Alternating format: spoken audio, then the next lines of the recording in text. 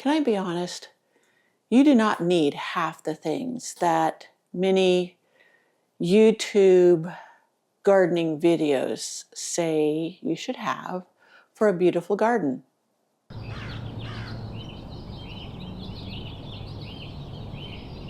Today, we're going to talk about how gardening has become so consumer driven and how you can grow a beautiful garden without overspending. But it seems like now it's more of a shopping channel than really gardening information or helpful tips, or even, you know what, I've found that there's a bunch of AI content that is not accurate. You have to be very careful. And I can pick out the AI derived videos, but many people that aren't tech savvy can't. And they'll take what they say as fact. And many times they're produced by people who have never gardened a day in their life, even though the videos will say, in my garden. But yeah, the information, number one, they don't pronounce name plants properly. And I mean, it's real way off base. I know there's different ways to state or to say different plant names. And sometimes I don't always get it right. And in Britain, they're pronounced different than they are here in the US. So that's not what I mean. So there's a lot of pressure that is put on, especially new gardeners who have no knowledge of gardening techniques. There's raised bed systems, there's fertilizers, there's fancy plant names or brands or whatever. And so new gardeners can be very intimidated by all the stuff that it seems like they have to buy, tools. I saw one comment, and it was a newbie gardener, that said, wow, I can't afford to garden. And that's not the case. That just seems to be what is put out there many times. And many popular gardening YouTube channels, they are supported by sponsorships. Now that's okay. There's nothing wrong with that. But it can lead to many who aren't familiar with gardening in the long haul, that's what they have to have a successful garden. And that's just not fair. So I wanted my channel to be a reassurance for new gardeners, veteran gardeners, whatever, that you don't need to buy or spend a lot of money to really have a beautiful garden. And that's why you'll find me doing tips on propagation or seed starting without all the fancy equipment and other things like that. That really, the old-fashioned slow gardening method. I think I have a video, I do, on slow gardening, and whether or not you consider yourself a slow gardener that enjoys the process, not just the end result. So what has led, and I have stated a little bit more, I have my notes here, what has led to the rise of over-consumerism in the gardening content? Well, sponsorships, affiliate links, and algorithm incentives, they are more product heavy on the content rather than tips and tricks heavy. This is not a criticism of creators. It's just the reality of how it works. If people want to make YouTube their income stream, then that's what they need to do to create content that will bring in a lot of money. Sponsorships bring in way more than the ads you may see popping up, or having a product to sell yourself, or things like that. Affiliate links. I include affiliate links because people often ask me, and I'm sure others do this as well, what or where did I get that? What do I use for that? And many of my tools are old, very old. And the ones I promote, like the Hodag, that I bought at a garden show in Boise, Idaho 15 years ago, fell in love with how it works. I still use it to this day. I bought a second one. When I shared my Hodag with Janie, I took it with me when we planted irises there. She immediately bought one because she loved how it worked too. So it's a great tool that has lasted a long time. Good quality tools are paramount, but you don't have to spend money on all kinds of tools. Just the ones, like I don't have one of those digger augers and whatever. It's not necessary for the size of my garden and the things that I plant. A shovel does just fine. And we've always had shovels around here because we use them. So what's the problem for everyday gardeners? Well, it creates comparison and pressure. You compare your gardens to the ones that are unrealistic for the home gardener. They're beautiful to watch. I love getting ideas, etc., but also I want reality. What has somebody with the size of garden that I have, how do they fit that into their gardening world? When you have expansive acres and acres, you can mass plant huge amounts of one plant and make a really dramatic show. But if you like several plants, you don't have the space, that's not a realistic. I like to see smaller gardens using plants and how they get the display in the smaller footprint. And you know what, to do that, it's not super expensive at all. So many times watching those videos, you will get into the comparison trap where you think, my garden's not good enough, mine's not pretty enough, I don't have room for this. All of the above can really discourage you rather than encourage and inspire. So the discouragement can be, it's too much money, it's too much time, it's too many plants, it's too much expense. So you can really stop you in your tracks rather than having you be encouraged to go out and try something new. So also it can lead to frustration.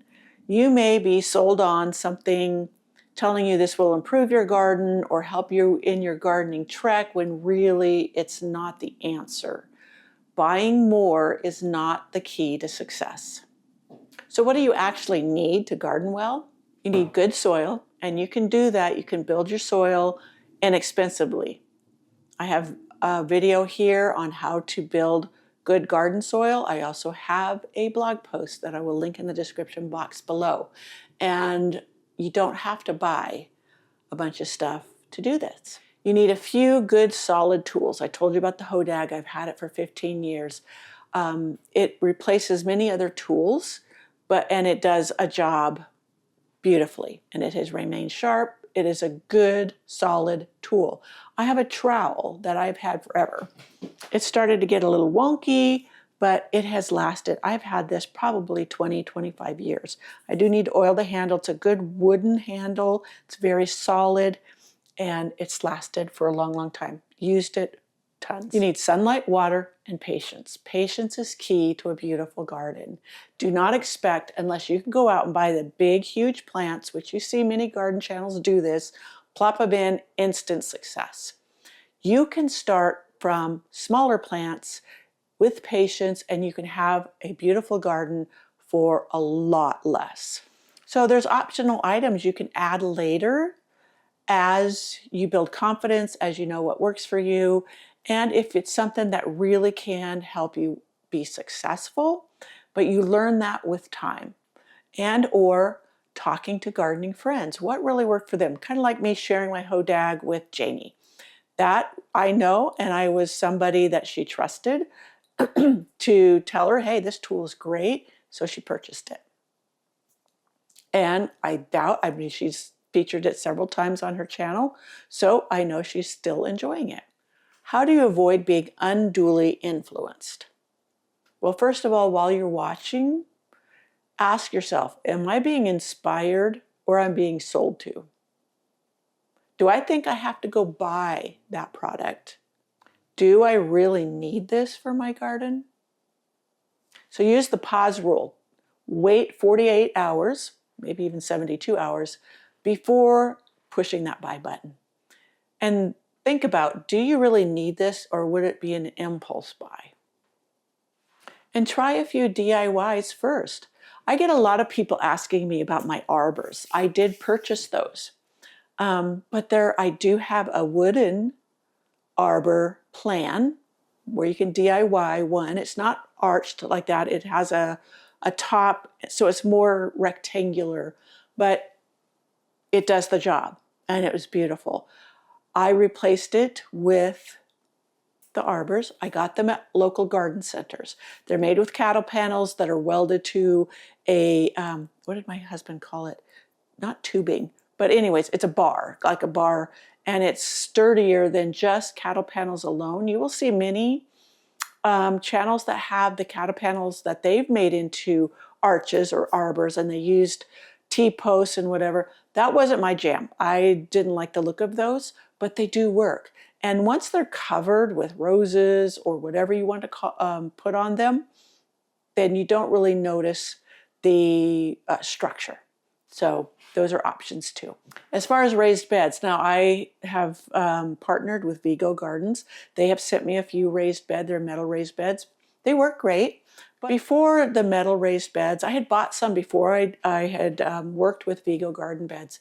When they said for free they'd send me one, sure, why not? We'll see how well these work. And they're good structurally. They are very sound and they're lasting well. Also, I love the raised garden bed that they sent me that sits about this high. I'm putting strawberries in it so I don't have to bend down to pick them up. Work very well, but I don't have to have them. I've made raised beds out of 2x8s. I have featured the little pieces, they're corner pieces from Lowe's before, that you put the 2x8s or 2x6s in and you stack them, and they're pretty inexpensive, and you can make your own raised beds. All of these you can pick up and move if you want to, but you don't even have to have forms to do raised beds. You can pile up soil to create great drainage with pathways between. The beds, raised beds, they're metal or wood or whatever. All they really do for me is make it look tidier, or just, I don't know, just you can make it a little deeper. All of the above. I also like being able to put down hardware cloth underneath so the gophers do not come up and eat my plants that they love. I try to put them in those raised beds with some protection. So you can buy secondhand. I have some trellises I found at the thrift store. I was so chuffed because they were beautiful, they were tall, they were $11 each, and I still have them. And I'm so glad I didn't just pass them by. And those things similar like those in a garden center now are like $45.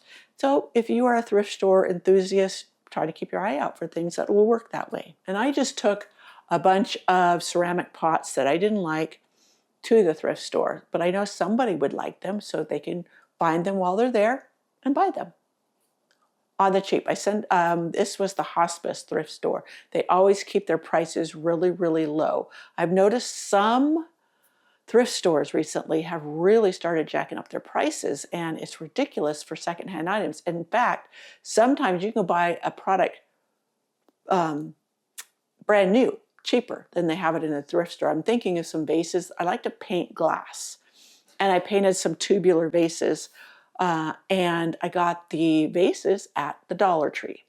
They were $1 a piece. And in the thrift store, they wanted $3 for the same vase. So you got to be mindful of that as well. But I know this hospice thrift store keeps their prices very, very low, and they rely on volume of sales, not the sale price. So also another way you can avoid over-consumerism watching YouTube garden videos is prioritize those creators who focus on education rather than sales. How they tell you how to do things on a budget. Like I have shared with you propagating geraniums, growing them from seed. That's a lot of fun. They're super easy to grow from seed. Today I'm in here working on some African violets. There's like 3 in this pot, so I need to divide it out so it's healthier, less cumbersome. But look at this beautiful thing. Those blue double flowers, purple. Gorgeous. It just needs to be repotted. But that way I'll have 3 instead of 1, and I can share them or maybe have a plant sale, whatever I desire. So I was trying to think of something I bought that I've realized I didn't really need. And I'm a pretty frugal shopper. I guess so. I guess one thing, if people will try to sell you certain pots or whatever, I'll show you one. I love them. But I didn't need them. And I had plenty of, I have these pots. These are 3 or 4 inch pots. Excuse me. And I have tons of these smaller pots. But I'll show you the ones that I did buy because I thought they would save room. And they do save room. But did I need them? No. And it was these pots where I start seedlings and then I pot them up into these. Now I've got these along with the trays, some trays, so that I could fit more in the tray. Whereas you see, it could fit a little bit tighter than this, but not a lot. So did I really need them? No. I bought them to try them. Do I regret it? No. But that is just one of those things I really didn't need, especially as later as I found tons of these that I already had. So if I didn't want to try these, it really wasn't necessary to buy them. I could have saved that money for a plant. There are some certain plants I bought in a large size, like a 2-gallon size, because I wanted instant color in an area. I bought 3 of them. They were not cheap. And then they did not thrive. They didn't perform for me like they did the presenter on that video. And do I regret buying them? Yes, I do. Because I should have bought one in a smaller container and see how it did in my conditions. And I would have known then that it wasn't worth it. So always buying a bigger plant or buying like 3 of one plant is not good or wise unless you know it is going to thrive and perform in your garden. So a lot of times you will be convinced by certain potting soils or whatever. I like to DIY my own. I buy compost in bulk at many places, especially landscape supplies and whatever. They will have potting mix or like raised bed mix or compost on sale bulk. Now you could go, we have friends that don't have a truck, they don't have any place to store it, but they took buckets, 5-gallon buckets, and they filled up like 4. And they paid for that, and it was bulk. And it was cheaper than buying a bagged plastic bag full of potting soil. I showed them how to add perlite for a little bit of, make sure it's good drainage, and or horticultural sand. Someone was asking me what's the difference between horticultural sand and other sands. It's coarser. The grains are coarser. So meaning they're a little bit bigger, they don't compress, and they really loosen the soil, create drainage, but they also will add a little bit of weight to your pot. So if you have a top-heavy plant and smaller pot, they help to create stability. So that, DIYing that can be good, cost savings if you do a lot of growing from seed, what have you. I've shared this before, seed starting mix. I use my homemade potting soil, just make sure it drains well, and it's good to go. I even did a video testing that against seed starting mixes, and you might be surprised at the results. So I'll link that in the description box below too. So, gardening is a journey. It is not a shopping list. So sometimes you get the feeling that your garden's not enough. It is enough. It is enough, and you are enough. You know, real gardening is imperfect, it's personal, and it's you. It takes time, but the journey is worth it. You don't need a curated collection of plants, tools, products to be a successful gardener. I want you to embrace a simpler, joyful type gardening that you learn from any errors. You chalk it up as education, not as a fail, and you just enjoy getting. So what is something you bought for your gardening that you realized later that you didn't need? Or maybe it sits on the rack somewhere because you don't really use it. So you can search around on my channel, do a search for anything, questions you have. And sometimes I'll have a video. I may have a video that answers that question. I try every year to learn or teach something new or share something new that's not been on my channel before. And I'll go through all my last year's videos or the videos before that and think, okay, what have I not addressed? And I try to take you along here on my garden journey, and I may share things that I have found very useful and helpful to me. I will give you affiliate links.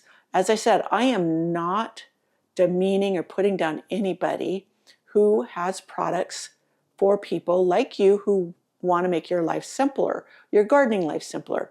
I just don't want you to be sucked in to the over-consumerism or think that your success relies upon any one product, any one name brand plant, or certain tools, or certain name brand potting soils or composts or whatever.